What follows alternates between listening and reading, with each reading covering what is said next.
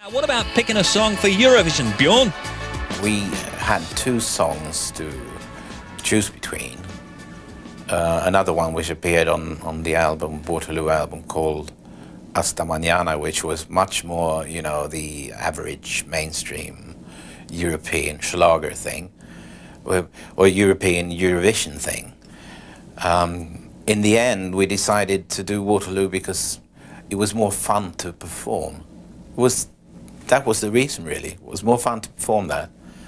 So we did it. So it wasn't really that well thought out as it might seem to someone now. I remember very well being on Top of the Pops the first time, because that was 2 days after this, on the 8th of April, 74, and we were taken from Brighton in a Rolls Royce. I've never been in a Rolls Royce before in my life. And we got up to the BBC studio and found that we had to record the whole thing with the BBC orchestra, which they had at that time.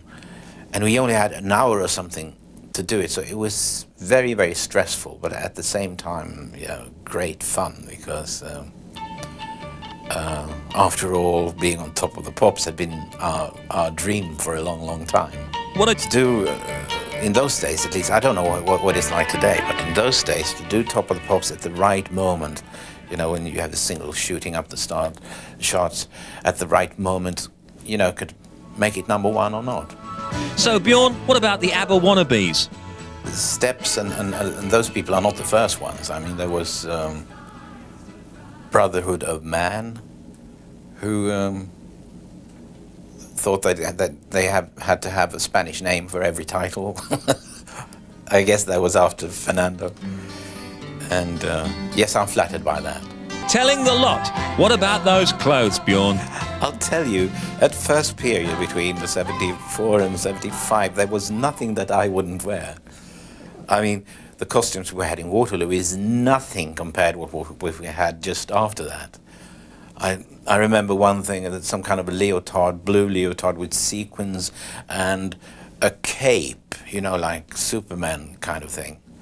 Oh my God, when I see pictures from that time, I can't believe it.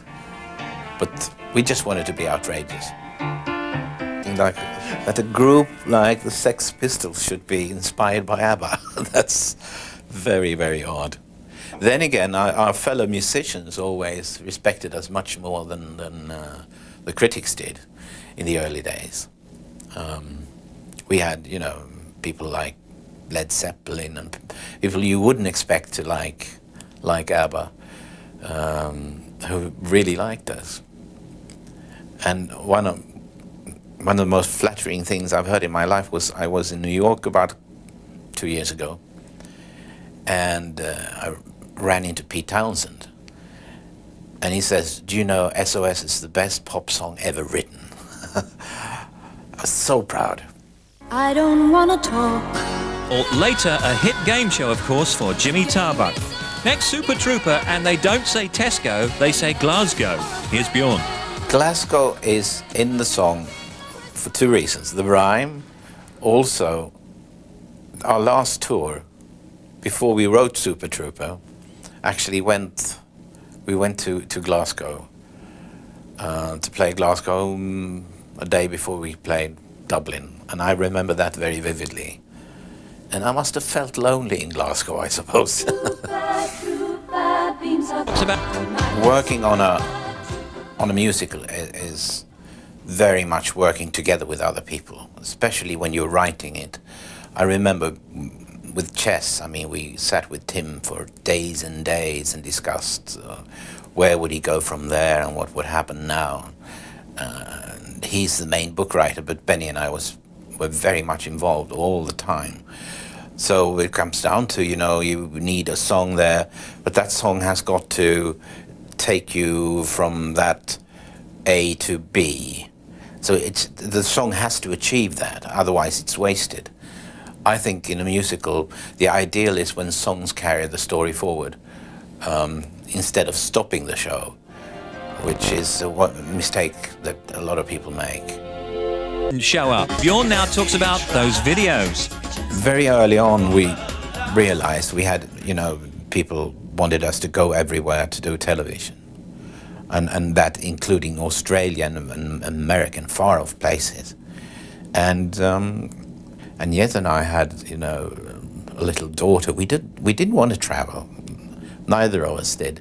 So the idea came up, why don't we actually produce something really, really good for television and just send it out and see if they play it.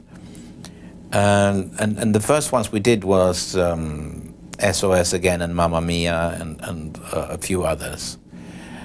And we sent them down to Australia, for instance, and they played them like mad and made them gigantic hits. So from then on, I always thought that we actually started the video thing.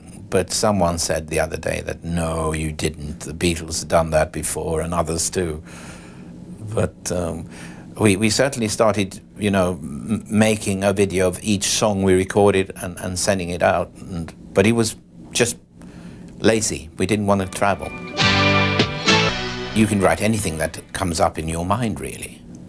Of course, when it's a sad song and you know that Agneta or Frida is going to sing it, I suppose you start thinking maybe in there as them.